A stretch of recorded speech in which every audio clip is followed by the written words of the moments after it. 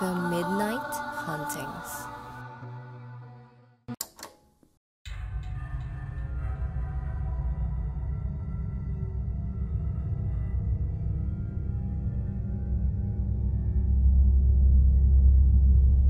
Magandang araw mga ka-midnight. Ako si Rex. Ang kwentong ito ay ipinadala ng isa nating tagapakinig. At ito ay tungkol sa isang babae na inaya ng mga kaibigan niyang pasukin ng kanilang eskwelahan kahit bakasyon, kung saan hinamon siya maglaro ng Bloody Mary. Pakitago ako sa pangalang Sandy. Sana ay matulungan niyo ako. Ilang gabi na kasi akong hindi makatulog dahil naririnig ko ang boses ng babaeng umiiyak ng tulong. Ayoko masyadong banggitin ang pangalan niya, ngunit alam kong pamilyar kayo sa babaeng ito.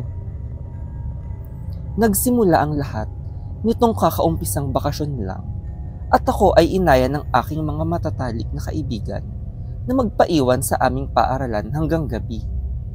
Nakasanayan kasi ng mga graduating na estudyante na gawing dare ito sa mga nagtatapos. Naisipan namin ni Mira at Chini na sama-sama na lang na maglibot hanggang gabi sa aming eskwelahan. Ilang taon na kaming magkakakilala at marami nang pinagsamahan. Habang naglalakad-lakad sa hallway, ay naisipan naming magbanyo muna. Habang nasa loob, ay nagsimula kaming magtakutan at kinukso nila akong duwag ako.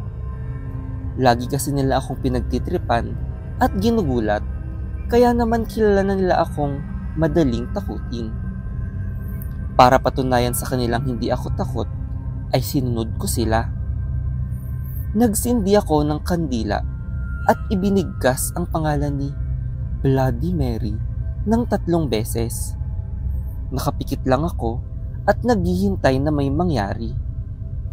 Walang nangyari sa una, ngunit biglang may lumabas na hugis ng muka sa salamin na nakatayo sa aking likuran. Naririnig kong bumubulong ito na tila umiiyak.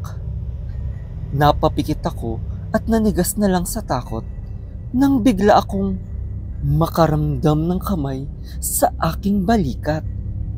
Napasigaw ako sa takot at paglingon ko ay sila Mira at Chini lang pala ang nasa likuran ko. Tawa ng tawa ang dalawa dahil tinakot nila ako. Natawa na lang din ako, pero sa loob ko ay hindi sila ang nakita ko sa salamin. Maya-maya ay tinawag na kami ng gwardya dahil magsasara na sila, kaya umuwi na kami ng kanya-kanya naming bahay. Nung gabing iyon ay hindi ako makatulog ng maayos dahil sa aking nakita sa salamin. Duguan ng mukha na nakita ko sa refleksyon at hindi kahawig ng aking mga kaibigan ang mukha nito. Hindi ako mapakali at naisip na kitain ulit si Mira at Chini sa aming paaralan. Pagdating sa school ay may ilan pang mga graduating na nagkukumpleto pa ng mga clearance. Ngunit nang magagabi na, ay si Mira pa lang ang aking kasama dahil nagiintay pa kami kay Chini na magpakita. Maya-maya ay naubos na ang ibang estudyante at naggabi na. Nag-aya na ako kay Mira na umuwi dahil hindi sumasagot sa tawag si Chini.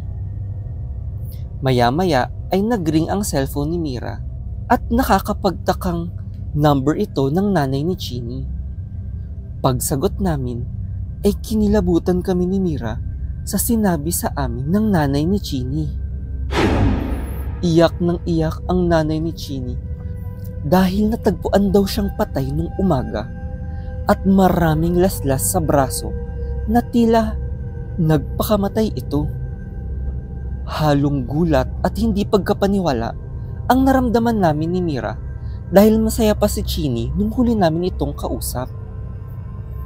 Nanginginig akong umuwi sa bahay at binalita sa aking pamilya ang nangyari. Hinang-hina ako buong gabi at halos hindi ko na chinat si Mira dahil sa pag-iyak ko sa aking kwarto. Maya-maya ay nakatulog ako at binangungot tungkol kay Bloody Mary. Duguan ang mukha nito at umiiyak na tila ba humihingi ng tulong. Pilit akong inaabot nito na parang gusto akong isama sa kanya at nasa likod niya si Chini na duguan din. Nagising akong hinihingal at umiiyak. Hindi maalis sa isip ko ang boses nito at ang imahe ni Chini na patay na. Naisipan kong maglakad-lakad muna at daanan ng bahay ni Mira dahil malapit lang ito sa amin. Naisip kong ikwento sa kanya ang panaginip ko at para na din kalmahin ko siya sa nangyari kay Chini. Habang papalapit sa bahay nila ay nagtaka ako dahil nakatayo ito sa bintana.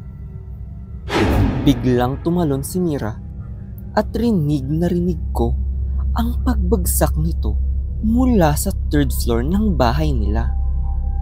Napasigaw ako ng malakas at naglabasan ng pamilya niya. Ang huling naalala ko ay dumating ang mga ambulansya at pulis. Ngunit idineklara ng patay na si Mira. Nanginginig na lang ako sa takot dahil sa sunod-sunod na pagkamatay ng mga kaibigan ko. Lahat iyon ay nag-umpisa nung maglaro kami ng Bloody Mary sa aming eskwelahan. Hinang-hina ako at kinakabahan matulog dahil baka ako ay bangunguti na naman. Ilang araw akong lumalaban sa antok para lang hindi makatulog.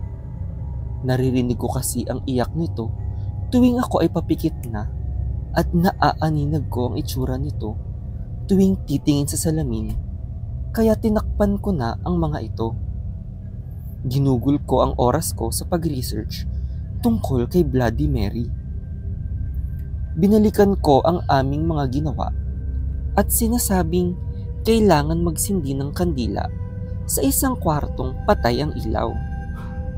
Kapag binanggit mo ng 3 beses ang pangalan nito, ay magpapakita siya sa iyo at papatayin ka niya. Nagtataka ako dahil bakit hindi ako ang pinatay niya? Naisipan ko na lang na magsindi ng kandila para sa kaluluwa ng aking mga kaibigang namatay. Ayokong magaya sa kanila kaya ipaglalaban ko ang buhay ko.